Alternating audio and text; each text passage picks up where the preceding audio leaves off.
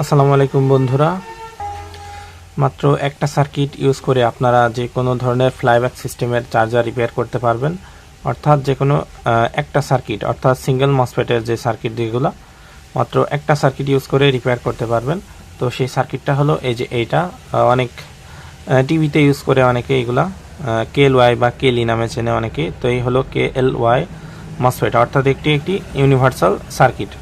তো মাত্র এটা দিয়ে সব ধরনের SMPS অর্থাৎ ফ্লাইব্যাক সিস্টেমের যত রকমের SMPS আছে সবগুলো আপনারা রিপেয়ার করতে পারবেন মাত্র এই একটা সার্কিটের মাধ্যমে। তো দেখতে পাচ্ছেন এই সার্কিটের কানেকশন কিন্তু মাত্র তিনটা। এই সার্কিটের কানেকশন মাত্র তিনটা তার। তো তিনটা তার ইউজ করলে আমাদের ইনশাল্লাহ যে কোনো চার্জার কিংবা পাওয়ার সাপ্লাই মেরামত হয়ে যাবে শুধুমাত্র ফ্লাইব্যাকের ক্ষেত্রে।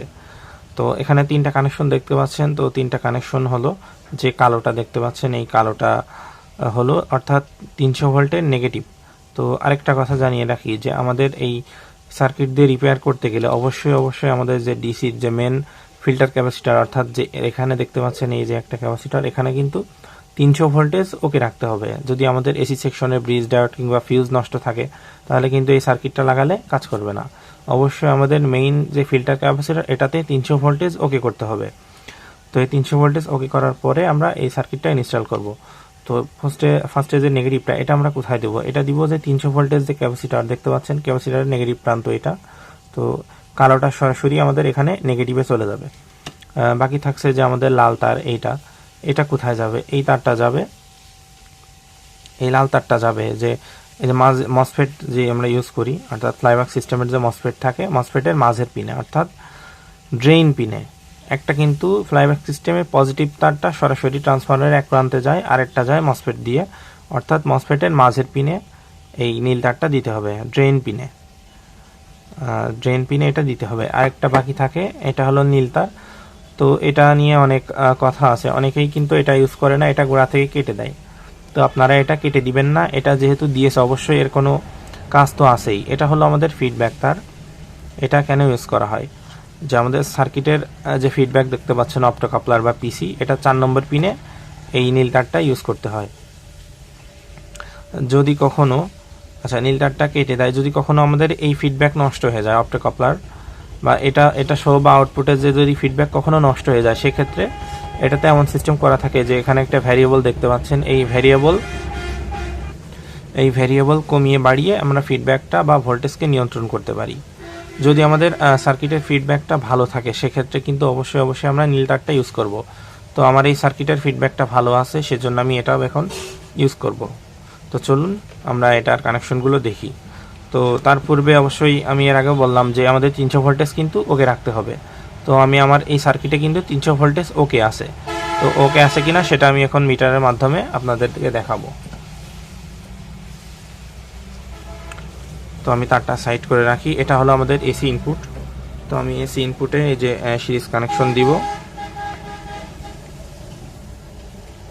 তো দেখতে পাচ্ছেন আমি যে সিরিজ কানেকশনের মাধ্যমে আমাদের 300 ভোল্টেজ ওকে আছে কিনা সেটা এখন চেক করব।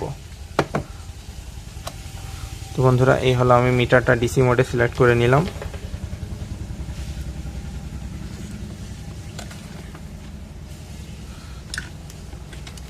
আচ্ছা, এটা যেহেতু কারেন্টের তার আমি একটু সাবধানে রাখি।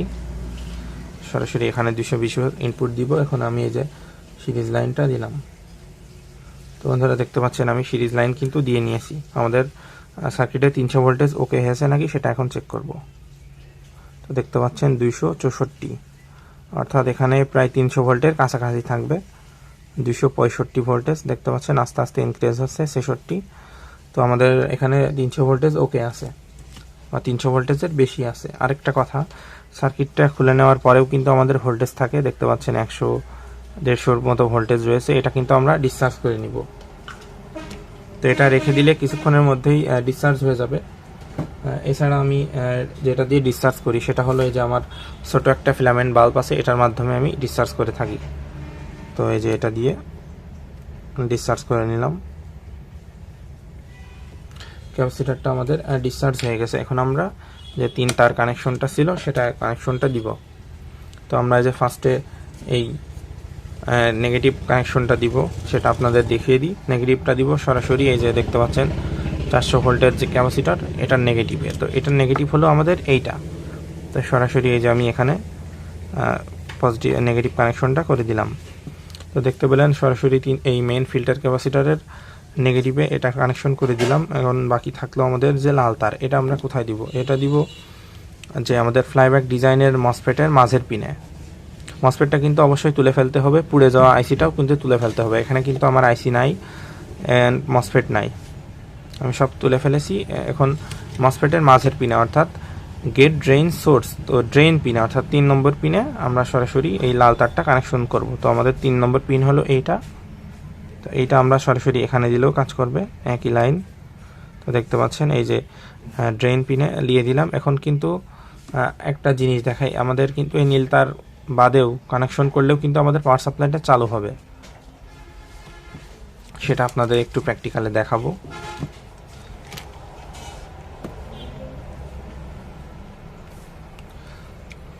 বন্ধুরা দেখতে পাচ্ছেন নীল তারে কানেকশন কিন্তু আমার দেওয়া নেই, এটা বাদে এখন কানেকশন দিয়ে দেখবো। এখানে খেয়াল করবেন বন্ধুরা, দেখতে পাচ্ছেন আমি কিন্তু ওই কানেকশনটা দিইনি, তারপরেও কিন্তু আমাদের আলো জ্বলছে, অর্থাৎ আমাদের ফিডব্যাকটা কন্ট্রোল হচ্ছে এখানে যে একটা ভ্যারিয়েবল আছে এই ভ্যারিয়েবল থেকে।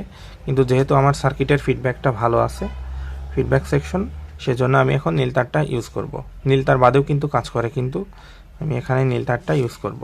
তো নীল তারটা কোথায় দিব? এটা যাবে অপটোকাপলারের 4 নম্বর পিনে।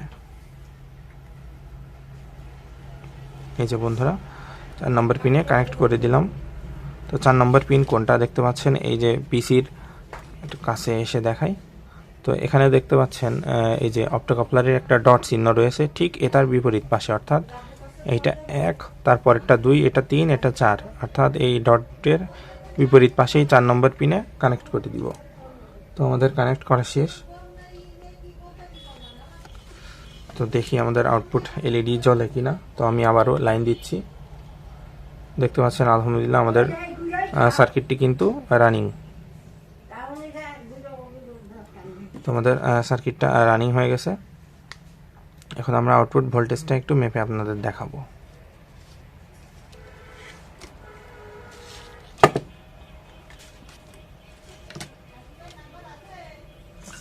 তো এই যে আমি এখন ডিসিটা সিলেক্ট করে নিচ্ছি।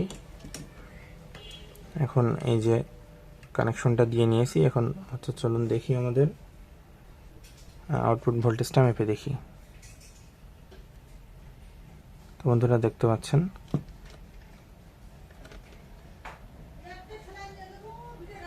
পনেরো ভোল্টেজ দেখতে পাচ্ছেন, 15, 16। তো আলহামদুলিল্লাহ আমাদের সার্কিটের